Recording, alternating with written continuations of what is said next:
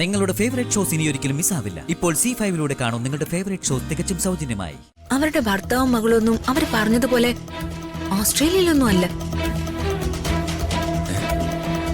അവരുടെ കുടുംബമായി അവര് നല്ല ചേർച്ചയിലാണെന്നും എനിക്ക് തോന്നുന്നില്ല.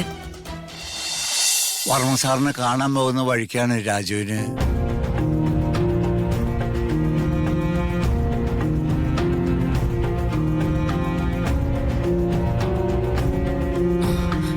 വിഷമിക്കാതെ വേണുവേട്ടാ.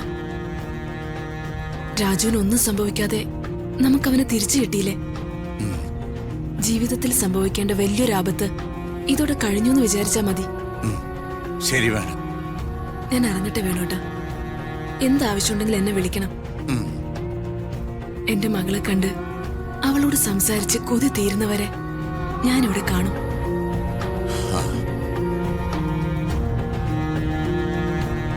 ശരി വേണം.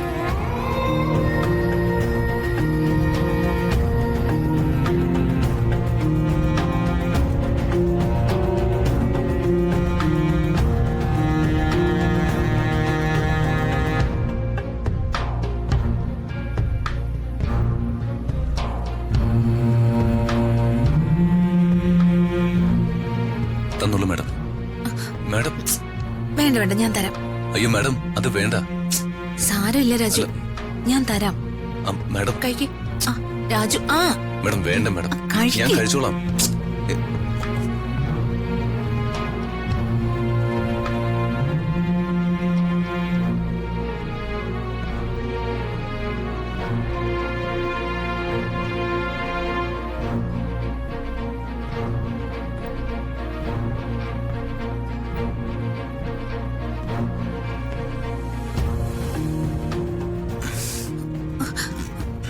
അയ്യോ രാജു, വെള്ളം കുടിക്കേ.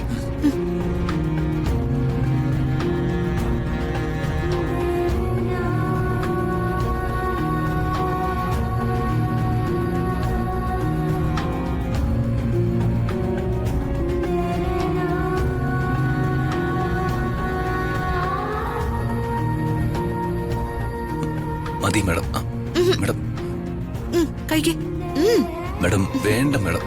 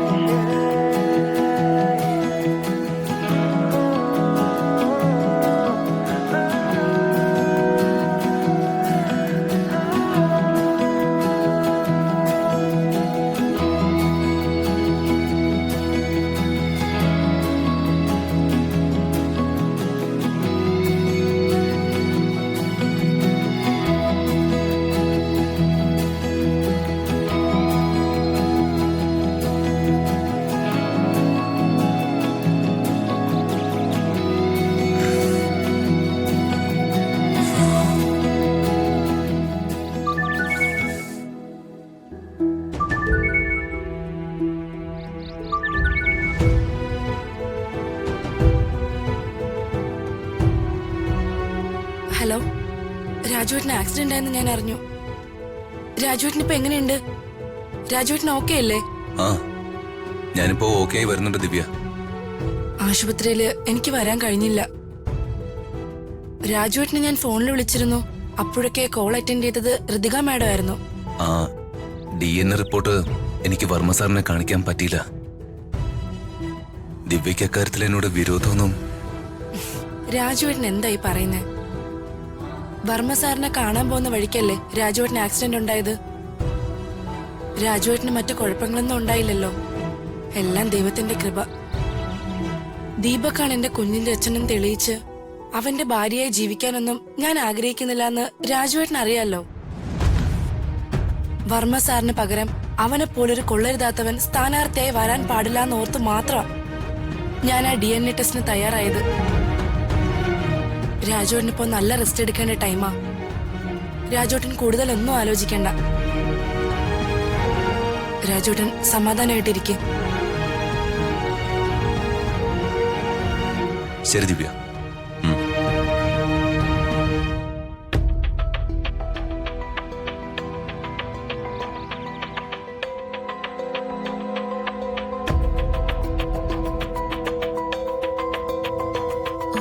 രാജു,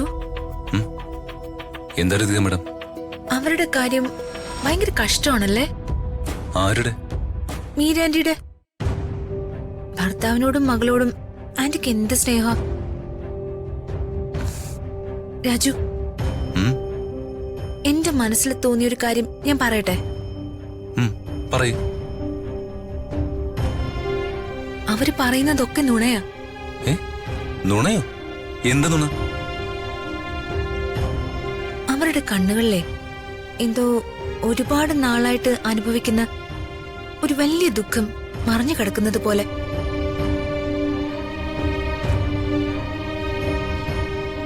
അവരെന്നെ നോക്കുമ്പോഴും എന്നോട് സംസാരിക്കുമ്പോഴും എനിക്കത് വല്ലാതെ ഫീൽ ചെയ്തിട്ടുണ്ട്.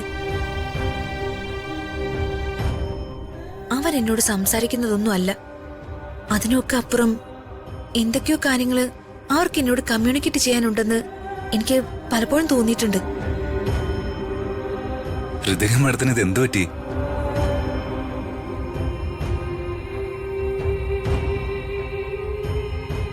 അവര് നമ്മളോട് പറഞ്ഞതൊക്കെ നുണയാ രാജു. അവരുടെ ഭർത്താവും മകളൊന്നും അവര് പറഞ്ഞതുപോലെ ഓസ്ട്രേലിയയിലൊന്നും അല്ല. അവരുടെ കുടുംബമായി അവര് നല്ല ചേർച്ചയിലാണെന്നും എനിക്ക് തോന്നുന്നില്ല. ഒക്കെ നുണയാണെന്നാ എന്റെ മനസ്സ് പറയുന്നത്. പക്ഷെ എന്തൊക്കെ പറഞ്ഞാലും അവരെ എന്താണെന്ന് അറിയില്ല. ആന്റിയെ എനിക്ക് ഭയങ്കര ഇഷ്ടാ. ഒരു പ്രത്യേക ഇഷ്ടം.